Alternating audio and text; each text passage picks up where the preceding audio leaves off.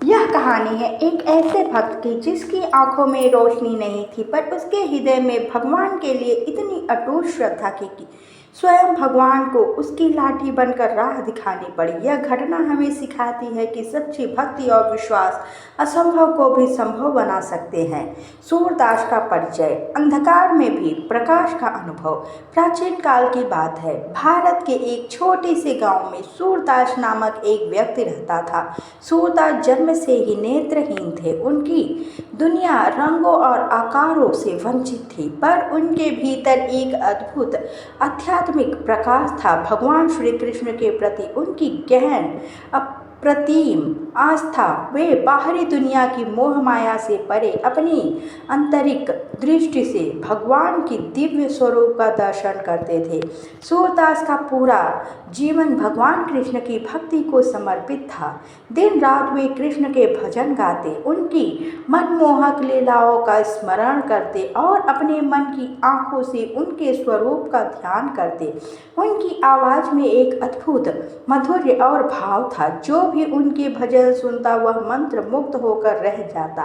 उनकी गायकी में एक ऐसी शक्ति थी कि लोग अपनी शुद्ध बुद्ध भूल जाते थे। सूरदास का जीवन बहुत साधारण था। वे भिक्षा मांगकर अपना जीवन व्यापन करते और अपना अधिकांश समय गांव के बाहर स्थित एक छोटे से कृष्ण मंदिर में बिताते। उनके पास कोई परिवार नहीं था, कोई सहारा नहीं था सिवाय उनकी भगवान पर अटूट श्रद्धा के। गांव के लोग उनकी भक्ति का आदर करते थे, पर उनकी शारीरिक अक्षमता देखकर कभी कभी उनके प्रति दया का भाव भी रखते थे।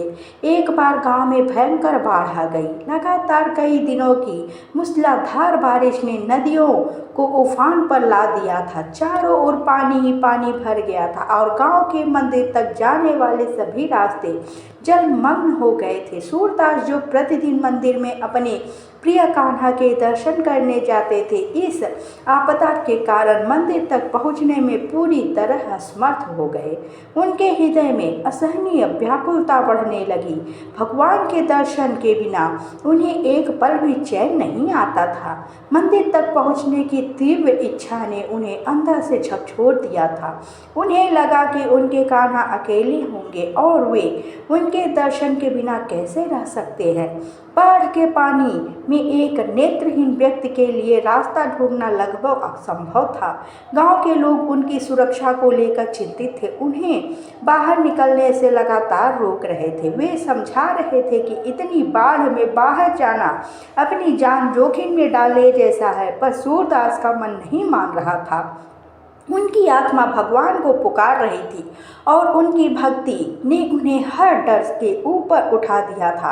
उन्होंने दृढ़ निश्चय किया कि चाहे कुछ भी हो जाए वे मंदिर जाएंगे, भले ही इसके लिए उन्हें अपने प्राणों की बाजी लगानी पड़े। जैसे ही सूरदास ने अपनी झोपड़ी से बाहर कदम रखा, उन्हें लगा कि कोई उनके बहुत करीब खड़ा है। एक कोमल, मधुर और चीड़ परिचित सी बालक सी आवाज़ उनके कानों में पड़ी, बाबा आप कहाँ जा रहे हैं? इतनी बाढ़ में बाहर जाना सुरक्षित नहीं है। सूरदास ने कहा, बेटा मुझे अपने भगवान के पास जाना है। मंदिर में मेरे कान्हा मेरी प्रतीक्षा कर रहे होंगे। उनकी आवाज़ में एक अजीब सी ललक और व्याकुलता थी। बालक ने अत्यंत प्रेम पूर्वक कहा, चिंता मत कीजिए बाबा, मैं आपकी सहायता करूंगा। मेरा हाथ पकड़िए और मैं आपको मंदिर तक ले चलूंगा। सूरदास को आश्चर्य हुआ, यह बालक कौन था जो इस संकट की घड़ी में उनकी मदद करने आया था। उन्होंने बिना किसी हिचकिचाहट के बालक का हाथ थामा। बालक का हाथ इतना कोमल और शीतल था कि सूरदास को तुरंत एक अद्भुत और दैविक शक्ति का अनुभव हुआ। उन्हें लगा जैसे उनकी सारी चिंताएं दूर हो गई हो। बालक ने सूरदास का हाथ पकड़कर उन्हें उस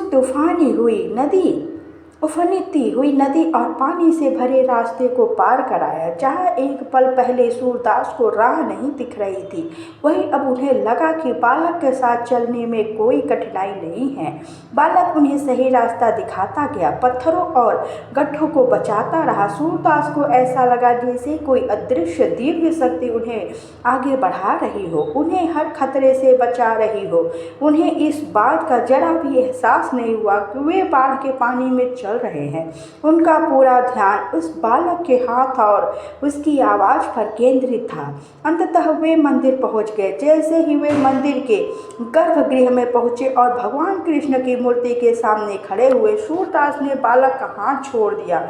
उनकी आंखों से आनंद और कृतज्ञता के आंसू बहने लगे। उन्होंने अपने आराध्य कान्हा की ओर मुड़कर देखा। जब वे पीछे मुड़े तो बालक वहां नहीं था।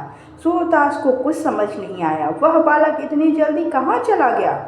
उन्होंने मंदिर के अंदर और बाहर हर जगह देखा, गांव के लोगों से पूछा, पर कोई बालक वहां नहीं था जिसने उनकी सहायता की हो। अचानक उनके मन में एक दिव्य विचार कौंधा। उसकी आत्मा एक अलौकिक प्रकाश से भर उठी। उन्हें महसूस हुआ कि वह बालक कोई साधारण बालक नहीं था, वह स्वयं भगवान कृष्ण थे, जो अपने परम भक्त की लाठी बनकर उन्हें मंदिर तक लाए थे। उनकी भक्ति और विश्वास ने भगवान को उनके सामने प्रकट होने के लिए विवश कर दिया था। इस घटना के बाद सूरदास की भक्ति और भी प्रगाढ़ हो गई। उन्होंने अपनी कविताओं और भजनों के माध्यम से इस अद्भुत अनुभव का वर्णन किया। उनकी यह कहानी पीढ़ी दर पीढ़ी सुनाई जाने लगी, जो इस बात का शाश्वत परिणाम है कि श्रद्धा और विश्वास की शक्ति कितनी अपार होती है। भगवान हमेशा अपने भक्तों के साथ रहते हैं, चाहे वे किसी भी परिस्थिति में हो, और यदि आवश्यकता पड़े तो स्वयं उनकी लाठी बनकर उन्हें राह दिखाते हैं। यह कहानी हमें सिखाती है कि आँखों की रोशनी केवल भौतिक हो सकती है, पर श्रद्धा की रोशनी आत्मा को अलौकित करती है और हमें जीवन के हर अंधकार से बाहर निकालती है। जब हम सच्चे हृदय से भगवान पर विश्वास करते हैं तो वे हमें हर बाधा से पार कराते हैं और असंभव को भी संभव कर दिखाते हैं। बोलो जय श्री कृष्ण, जय ठाकुर महाराज। अगर आपको कहानी अच्छी लगी हो तो कमेंट बॉक्स में अवश्य लिखिए।